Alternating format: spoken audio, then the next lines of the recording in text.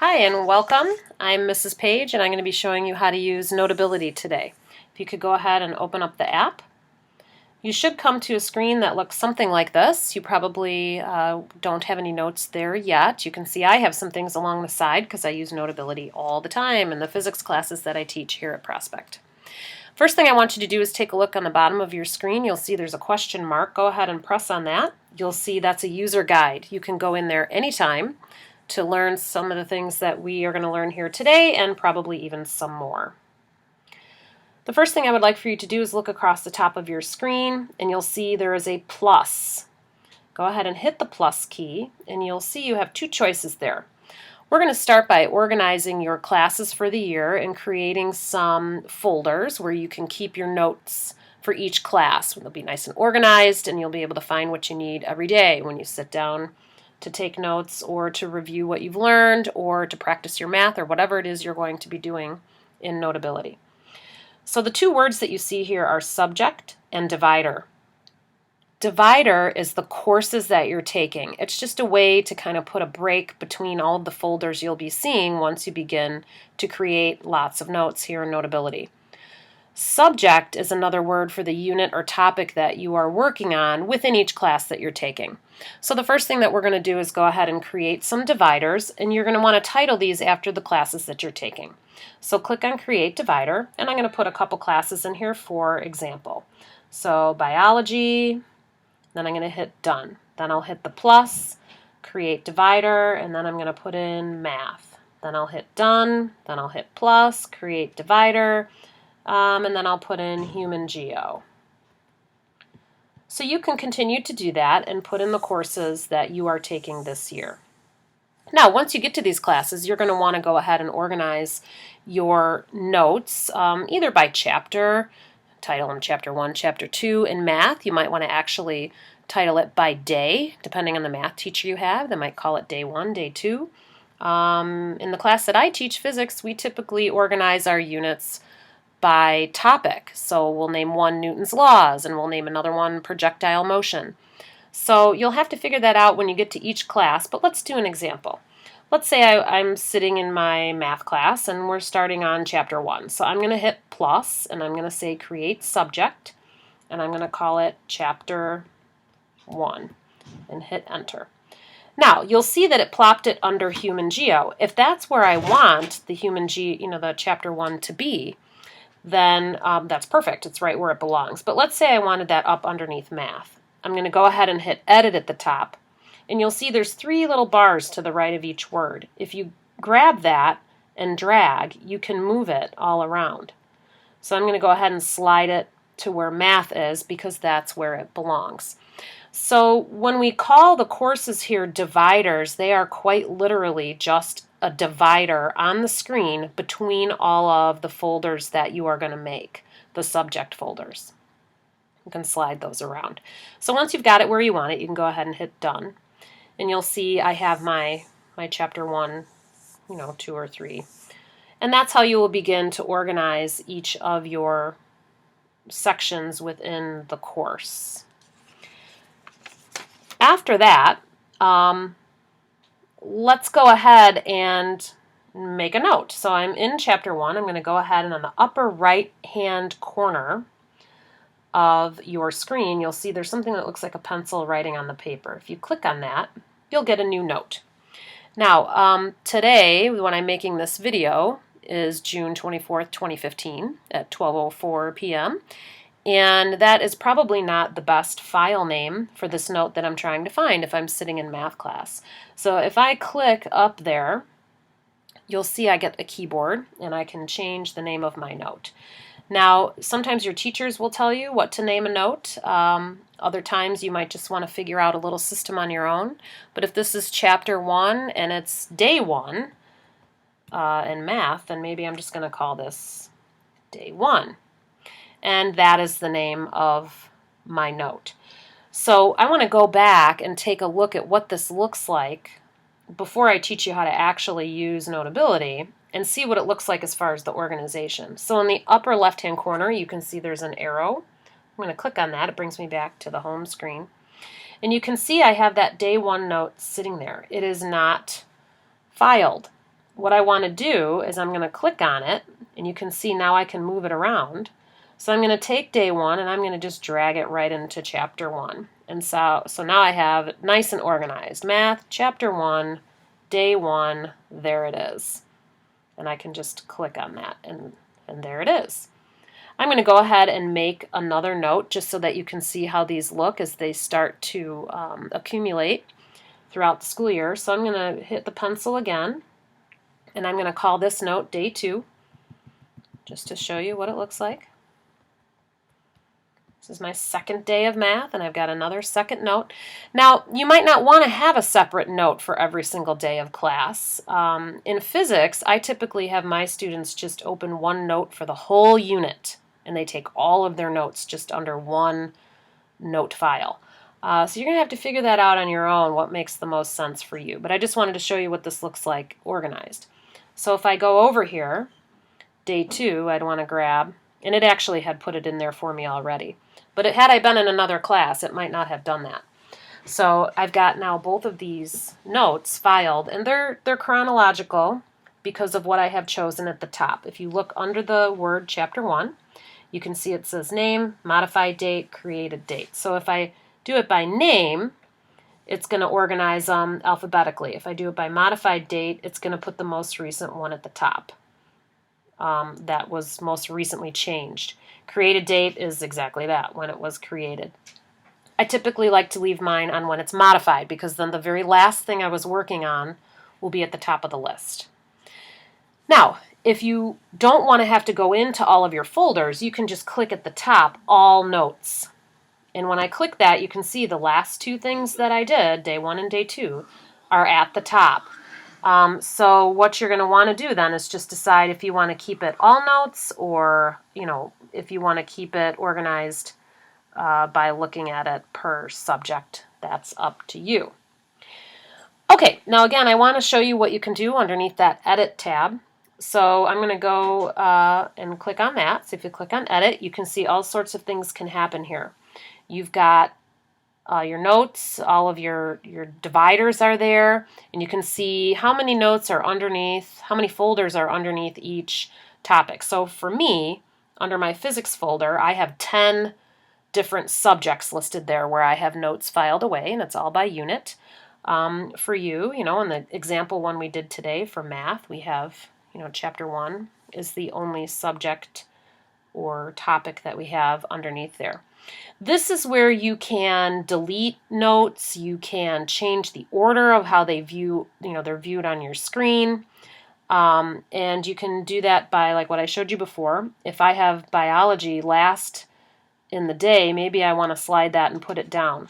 If human geo is my last class of the day, maybe I want that to show up last in my list, if that makes more sense to you. If you click on the little cog, you can actually rename it, or you can delete it entirely. So if you made a divider that you didn't want today, like the example ones that I'm showing you, you can go ahead and delete those and put in the ones that make sense for you. Also, what you can do is if you have a whole list of notes, so for example, if I just go into one of my files here, you can see I've got all these notes sitting here. You can click and change the name of notes. Oops. You can also, when you're done with that, click on the note itself and delete it.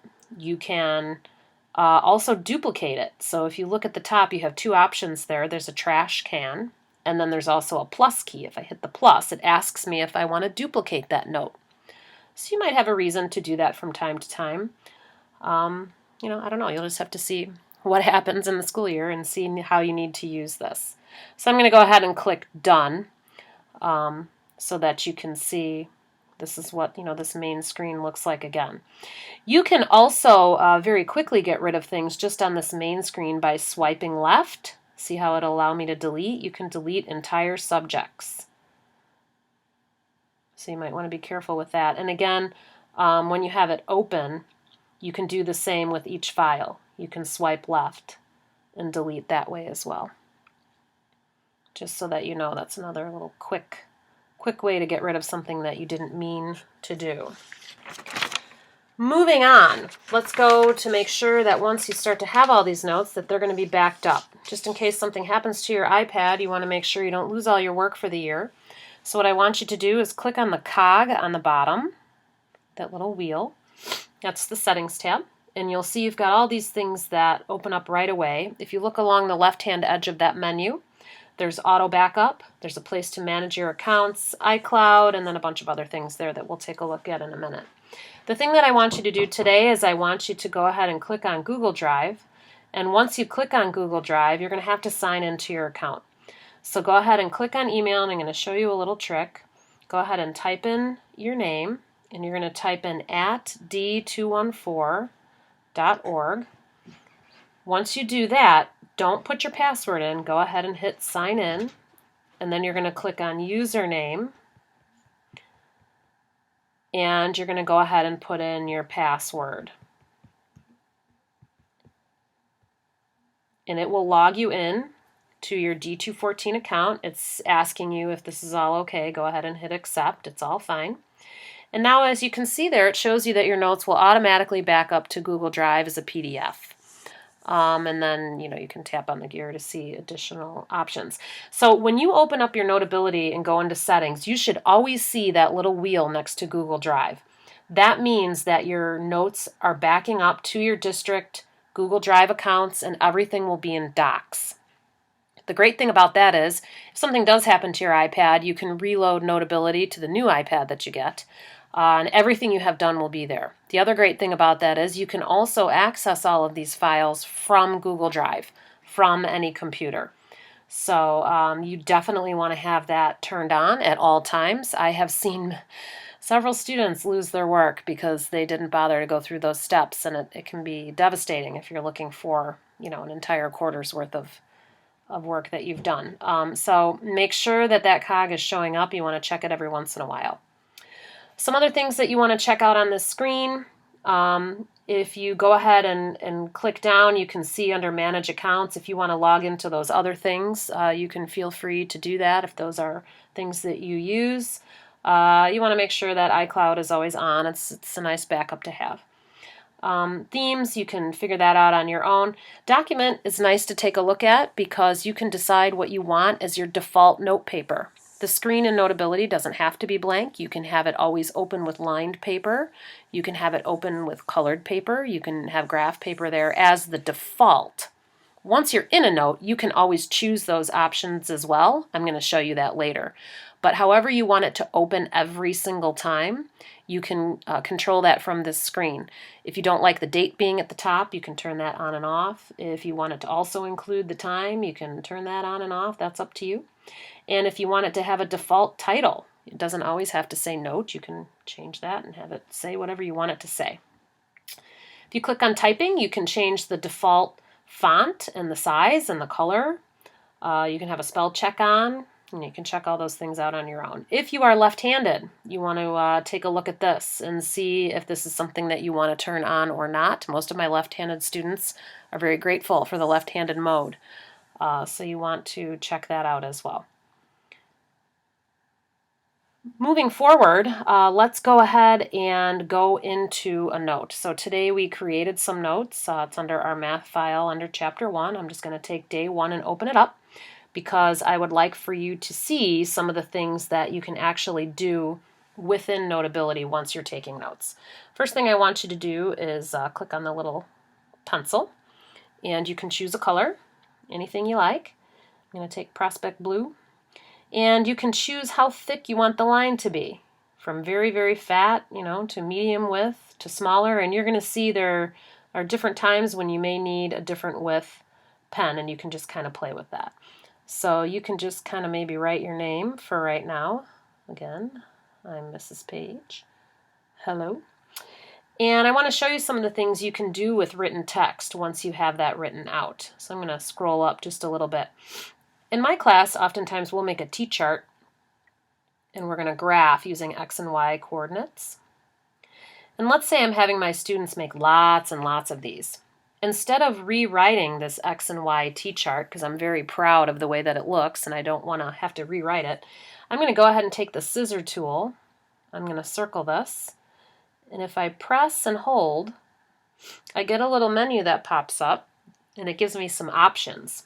So I can delete it if I don't like it. I can actually just kind of move it around if I want to move it around, which is fun. You can copy it, and then if I scroll down a little bit and press and hold, I can paste it so that I've got that same image, and I can paste it over and over and over and move it around to wherever I need it to be.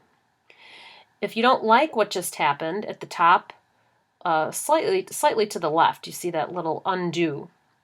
And if I click on that, it will go away. And if I click on it again, it'll go away. And if I click on it again, it will keep undoing what you did. You can also erase using the eraser at the top. So let's say it wasn't XY. Let's say it was XZ. And let's say I didn't like where I put that Z, and I want to kind of move it over a little bit. So I can just circle it and move it. So the scissor tool is very handy for cutting, for pasting. You can play around with that and see what else it can do. There's a highlighter up here as well, so if you really want to make sure that you're seeing what it is that you're doing, you can do some highlighting. You can use that in any color and in any width you can see is there. And if you want to type something, you can click on the T and just touch the screen, and it will give you your keyboard. You can see I typed the word hi, but let's say I don't want it over there. I want to be able to move it around. If I press and hold, it will allow me to add a text box.